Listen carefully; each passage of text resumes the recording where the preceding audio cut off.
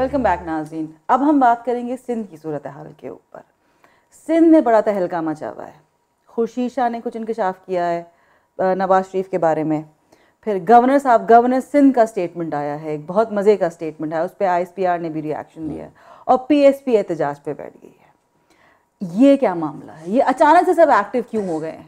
नहीं, एक्टिव तो मेरा सिंध सबसे ज़्यादा पॉलिटिकली एक्टिव और सबसे ज़्यादा मुझे लग रहा है कि पॉलिटिकल पार्टीज़ वहाँ पे हो गई हैं MQM की वजह से। आपको पता है कि जो कुछ वहाँ पे हुआ, उनकी MQM के जो बानी हैं उनकी जो तकरीर थी, उसके बाद अदारे जो हैं पाकिस्तान के, जो कौमी अदारे हैं, वो एक्टिव हो गए। वो उनका ये एक एजेंडा है पाकिस्तान के कौमी अदारों का कि पाकिस्तानियत की बात की जाए, पाकिस्तान के ख़िलाफ़ जो है वो। उसके बाद जो स्टेटमेंट आता है जिस सियाक व सबाक में हमारे लीडरों या हमारे लीडर की बात को नहीं लिया गया, ये मेरे ख्याल में ये दुरुस्त नहीं है। हाँ, वो Pakistan against anti Pakistan is anti Pakistan. कोई भी करे, कोई वो हो, कितना भी महबूब लीडर हो किसी का, उसका माजी कितना भी अच्छा हो, लेकिन एंड रिजल्ट अगर वो स्टेट के खिलाफ है तो फिर आप स्टेट की फिर बात हम कर नहीं सकते। फिर वो स्टेट का लीडर नहीं हो लीडर ऐसा कोई भी हो, उसमें एक नाम लेने की बजाय जो भी बोलेगा वो गलत है।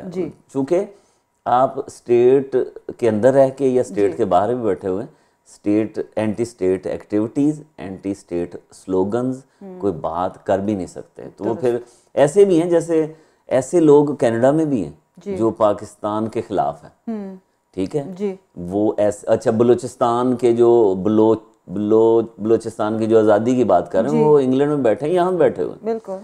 जो पाकिस्तान के खिलाफ बात करते हैं वो यहाँ मौजूद सेमिनार्स करते हैं, और रिस्पेक्ट है, ठीक है, लेकिन सीधी सीधी बात है, फिर आप पाकिस्तान की सियासत नहीं कर सकते जी। अगर आप पाकिस्तान के खिलाफ हैं तो फिर कोई और काम करें, मतलब तो वो एक्टिविटीज़ करें, लेकिन फिर आप पाकिस्तान के अंदर सियासत ना करें और कोई धंधा जो है ना वो कोई और करें। जो सिंध की बात की, वो उसकी मेन वजह ये है।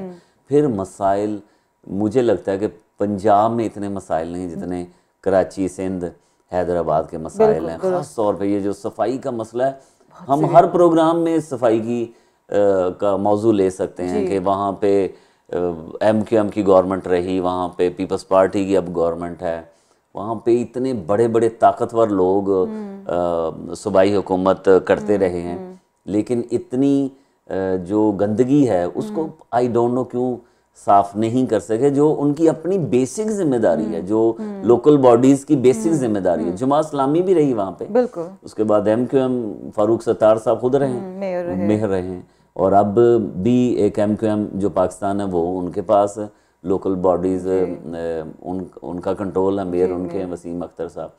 फिर गवर्नमेंट लेवल पे भी है, फिर वहाँ पे एक NGO है, वो फिक्स इट के नाम से, हाँ, वो आलमगीर साहब को चला रहे हैं, उनको गिरफ्तार कर लेते हैं। वो एक अपनी उन्होंने दुकानदारी चलाई है, करते क्या है वो पता नहीं, वो क्या, वो बीच में तो वो जहाँ पे वो मैन होल्स खुले होते थे वहाँ वो CM साहब की तस्वीर बना के चले जाते थे। आप पॉलिटिकल आप ना करें ना, फिर सफाई करें, फिर झाड़ू लेके कभी मेयर साहब कर रहे हैं, कभी चीफ मिनिस्टर साहब कर रहे हैं, वो सिर्फ फोटो सेशन के तौर पे भी। असल मसला फिर पानी का कितना बड़ा मसला, बिजली, पानी के बगैर आप कैसे जिंदगी गुजार सकते हैं, ठीक है। बिजली का तो मसला पूरे पाकिस्तान का ही है, फिर इनका सिंध गवर्नमेंट का, और फेडरल जो है वापडा जिसको कह लें, या इलेक्ट्रिसिटी के जो अदारा है उसकी आपस में, फिर कहते हैं बिल भी नहीं दिया सिंध हुकूमत। बहुत ज्यादा वाजिब डेट जो चल रहा है इनका, वो तो हमेशा से चल रहा है सिलसिला, मगर इसकी तरफ तवज्जो देने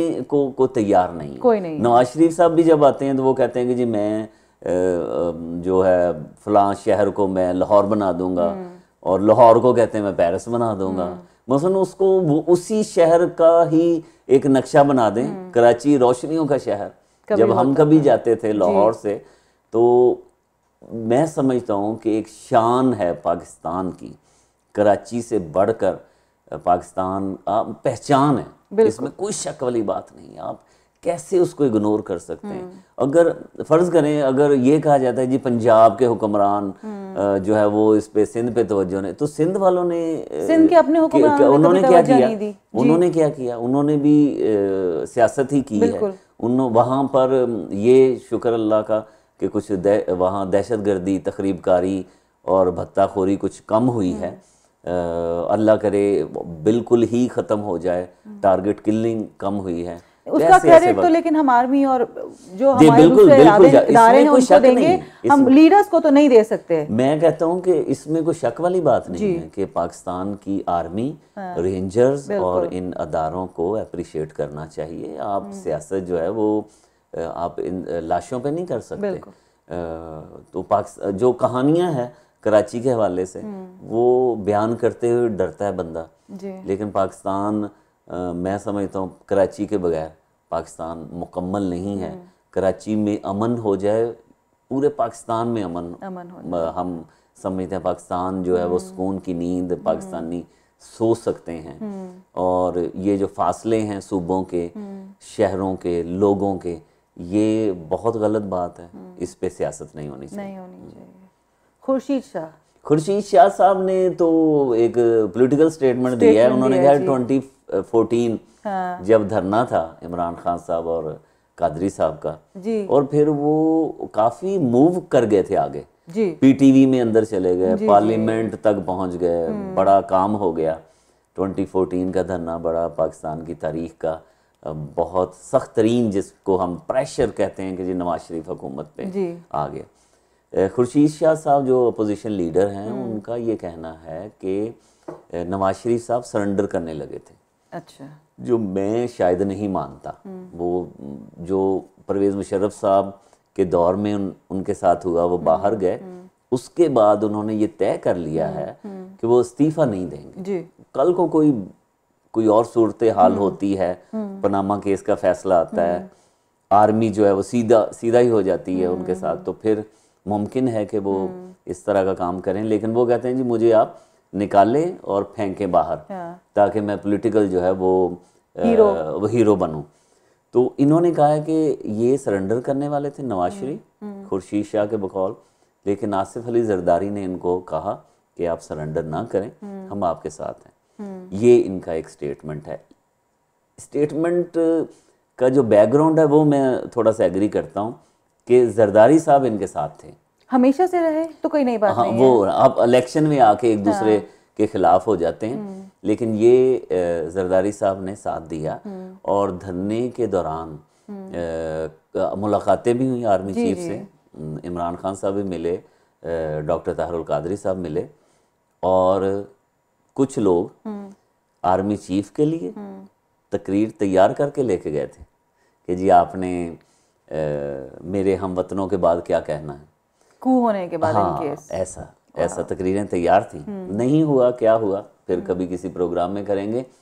इस दौरान अगर आपको पता है डॉक्टर ताहिरुल कादरी साहब गुज़िश्ता दिनों कनाडा में ही हैं और बीमार हो गए थे, अलील हो गए थे, और उनको सांस का भी प्रॉब्लम हुआ, और वो धरने के दौरान जो उन्होंने शायद अपनी आईज की भी सर्जरी कुछ कराई हुई थी। वो मामला तो चलते हैं, लेकिन जो ज़्यादा पॉलिटिकल मसला था सारी उनकी अदालत में, वो ये था कि धरने के दौरान जब वो कंटेनर में थे तो आंसू गैस और बड़ी जहरीली किस्म की गैस थी। तो वो ये था कि वो कंटेनर में थे और जहरीली गैस जो है वो इनहेल हुई है, तो उनकी सांस की नाली और सांस में भी काफ़ी प्रॉब्लम्स उस वक्त भी आए थे, और अभी दोबारा वो बीमारी जो है या जो मसला है वो दोबारा आया है। अच्छा, एग्रीवेट हो गया दोबारा। रात को वो जो ऑक्सीजन का मास्क होता है वो उनको लगाना पड़ता है कादरी साहब को, उस वजह से धरने में जो उनके हेल्थ इश्यूज सामने आए थे। तो अब देखते हैं, खुर्शीद शाह साहब भी सीधे हैं, आसिफ अली जरदारी साहब की तोपें भी नवाज शरीफ के खिलाफ हैं। अब इस सारी जो पॉलिटिकल सिचुएशन है, इमरान खान साहब कैसे खेलते हैं ये देखना है हमने, कि चूंकि ये दो बड़े खिलाड़ी हैं नवाज शरीफ और आसिफ अली जरदारी, अगर इन्होंने एक दूसरे के खिलाफ कैंप लगा लिए तो इमरान खान कहाँ स्टैंड करेंगे, वो टारगेट नंबर 1 उनका क्या होगा, नवाज शरीफ होंगे या जरदारी साहब होंगे या दोनों होंगे, ये अब देखना है। तो ये तो क्रिकेट की पिच बताएगी कि बॉलिंग कौन कर रहा है और बैटिंग कौन कर रहा है। लेकिन ये है कि आसिफ अली जरदारी को दोनों हाथों से बॉल करना पड़ता है एक ताकि एक नवाज शरीफ की तरफ करें और एक जरदारी साहब की तरफ करें। जरदारी साहब को भी वो इग्नोर नहीं करेंगे अपने पॉलिटिकल कैंपेन में। दुरुस्त। सोशल इशू जैसे हम हमेशा डिस्कस करते हैं, हमारी हिस्ट्री में एक बहुत मशहूर शख्सियत रहे अल्लामा इकबाल साहब, बट अनफॉर्चुनेटली आजकल बहुत सारे अल्लामा मौजूद हैं हमारे यहाँ, और कैनेडियन पर्सपेक्टिव में तो बहुत, हर दूसरा बंदा ये अल्लामा है हमारे, हर दूसरा बंदा अल्लामा या लीडर है। फॉलोअर्स नहीं बचे अब कैनेडियन कम्युनिटी में, पाकिस्तानी स्पेशली कम्युनिटी के अंदर। हमारा एक मसला ये हो गया है कि हम हमारी बात दुरुस्त और दूसरे की मुदल्लल बात भी जो है वो हम ना तो सुनना चाहते हैं ना मानना चाहते हैं। बिल्कुल सही, बिल्कुल। और फिर हम अपने, जिसको हम कहते हैं ना your ends will justify your means, कि एक काम सही करने के लिए हम 10 गलत काम करते हैं कि वो एक काम हमारा सही हो जाए, और उस 10 गलत काम की वजह से जो आखिर में काम सही होता है उसकी कोई वैल्यू नहीं। बिल्कुल सही। तो बिल्कुल। फिर का फायदा क्या है? देखें, जो एक अल्लामा और दानिश्वर बनने का शौक तो हर शख्स को है। अब ये है कि आपने मेहनत करनी है। एक तो पढ़ने का शौक भी ख़त्म हो गया। पहले थे किताबें पढ़ते थे, हम हिस्ट्री पढ़ते थे, हम सीनियर्स से गुफ्तगू करते थे, सीखते थे। हाँ, सीखते थे। हम बाकायदा तौर पे जब उनकी महफिल में बैठते थे जाके। अब जो पाकिस्तान की पॉलिटिक्स है, जैसे मैं अपना जर्नलिज्म के दौरान हम कुछ 3-4 दोस्त नवाबजादा नसरुल्लाह के पास जाके बैठते थे। अच्छा। उनकी बातें सुनते थे। मलिक कासिम थे, पाकिस्तान मुस्लिम लीग काफ, मलिक कासिम साहब, सफ़ेद बालों वाले, हम उनकी बातें सुनते थे। हम बेनज़ीर साहबा जब लाहौर आती थी, हम ऑफ द रिकॉर्ड उनसे बातें करते थे। आसिफ अली जरदारी जब रेफरेंस के लिए हथकड़ियों में जब कोर्ट में आते थे तो रिपोर्टिंग के बाद हम उनसे ऑफ द रिकॉर्ड बात करने की कोशिश करते थे, और हम ऑफ द रिकॉर्ड नहीं छापते थे। तो ये तो बतौर जर्नलिस्ट है। लेकिन हमारी कम्युनिटी में हम कनाडा की बात कर लेते हैं कि जो उलामे, पंजाबी का वर्ड है कि उलामा, वो अल्लामा बने हुए। हर शख्स अपने आप को दानिश्वर समझता है, रिकग्निशन का मसला है। फिर कुछ लोग फेसबुक के अलामा बने हुए, वो किसी की बात मानने को तैयार नहीं है। और ये इतना एक कहें कि डायरेक्शनलेस दानिश्वरी है कि आप जिसकी मर्जी पगड़ी उछाल दें। किसी ने कमेंट्स, किसी ने को स्टेटस दिया है, उसके नीचे कमेंट्स अपनी मर्जी के दे दें, और अजीबोगरीब होता है, अजीबोगरीब होता है। तो उसमें ये है कि अलामा बने, हम आपको तस्लीम करते हैं, लेकिन आप अपना भी किरदार देखें कि आपका क्या किरदार है इस सोसाइटी के लिए, इस कम्युनिटी के लिए। और फिर ये है कि आप सिर्फ अपनी ही ऐनक से सबको देखना चाहते हैं। अब हम डिस्कस कर रहे हैं, मुमकिन है कि आपको मेरी किसी बात से इत्तेफाक ना हो, लेकिन आप होस्ट कर रही हैं। अब हम बहस करने के मूड में नहीं है। आपने एक सवाल किया, मैंने उसका जवाब दे दिया, ठीक है। वो मेरी राय है, वो ना तो इस चैनल की राय है, ना इस चैनल के सीईओ की राय है। तो वो मेरी राय है, वो कोई भी डिसएग्री कर सकता है। तो ये जो प्रॉब्लम है हमारी कम्युनिटी के अंदर, ये बहुत ज़्यादा है। और फिर दूसरा जो आपने साथ ही एक पॉइंट उठाया है कि हम अगर एक नेक काम कर लें, हम कहते हैं जी हम हाजी नमाजी हो गए, बाकी हम गलत काम कर रहे हैं। मैं आपका हक मार रहा हूँ, लेकिन अगर मैं नमाज पढ़ रहा हूँ तो मैं समझता हूँ कि नहीं जी मैं तो जन्नती हूँ जी। नमाज का एक अलग हिसाब होगा, जो मैं आपका हक मार रहा हूँ वो एक अलग उसकी सजा मिलेगी, और उसकी शायद ज्यादा हो हकूकुल बात तो माफी नहीं। exactly. दूसरा मैं कहना चाहूँगा, जैसे यहाँ कनाडा की प्रॉब्लम है कि नमाज जुमा के वक्त, नमाज जुमा में हम नमाज पकड़ने के लिए, ताकि नमाज ना रह जाए, हम गलत अपनी गाड़ी को गलत पार्किंग करते हैं। हम दूसरे जो दूसरी कम्युनिटी के लोग हैं, जी मुमकिन है वो उनको हमारे मजहब से कोई लगाव ही ना हो, कोई और मजहब का बंदा हो, हम उसके घर के आगे पार्किंग करके नमाज पढ़ने के लिए दौड़ते हैं। कहीं हम अल्लाह को खुश करने के लिए लोगों को नाराज कर रहे हैं। तो अल्लाह ताला ने ये नहीं कहा कि आप मुझे खुश करने के लिए लोगों को नाराज करो। पार्किंग के टिकट भी मिलते हैं, फिर हम बुरा भला भी कहते हैं। फिर कई लोग मैंने ऐसे भी सुने हैं जो कहते हैं देखें ये डिस्क्रिमिनेशन होगी, हम तो नमाज पढ़ने गए थे, पुलिस ने ये टिकट क्यों लगा दिया।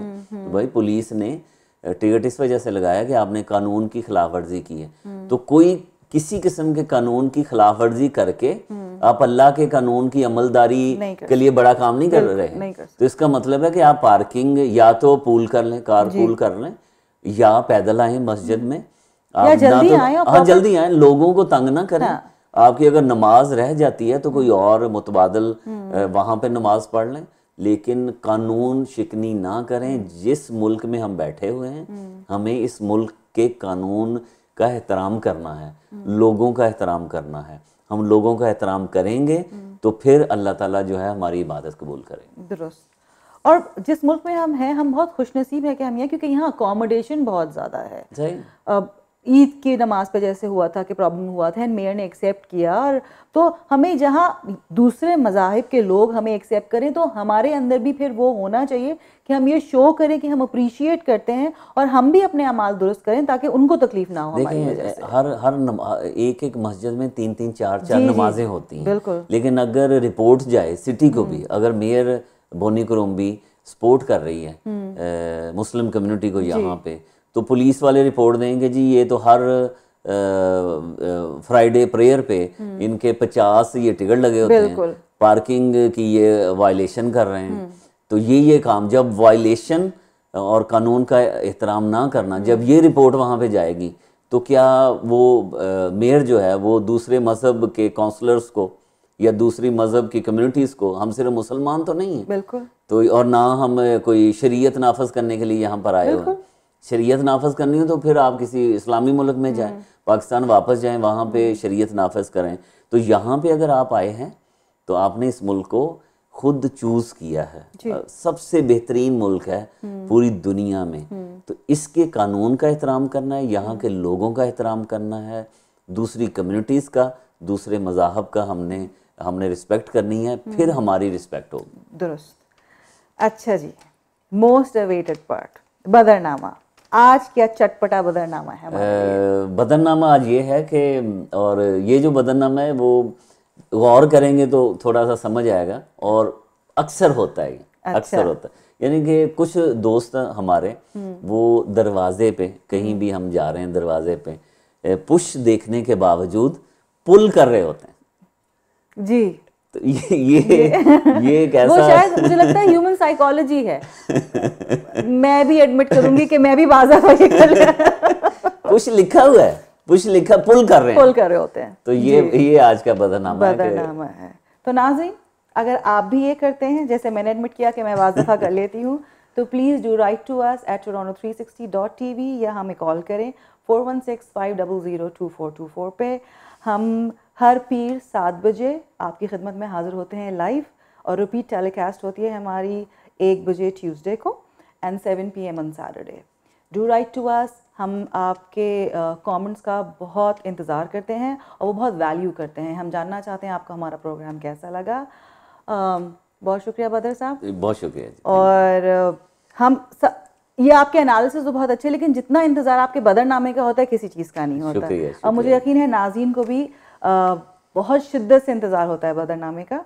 तो खुश रहिए, आबाद रहिए, जहाँ भी रहिए, जिस मुल्क में रहते हैं उसकी बेहतरी के लिए काम कीजिए, और जिस मुल्क से हमारा ताल्लुक़ है ये सोच के कि हम उसके रिप्रेजेंटेटिव हैं, हम उसके एम्बेसडर्स हैं, अच्छे काम कीजिए। सबको अपनी दुआओं में याद रखिए, हमें भी। पाकिस्तान जिंदाबाद, कनाडा जिंदाबाद।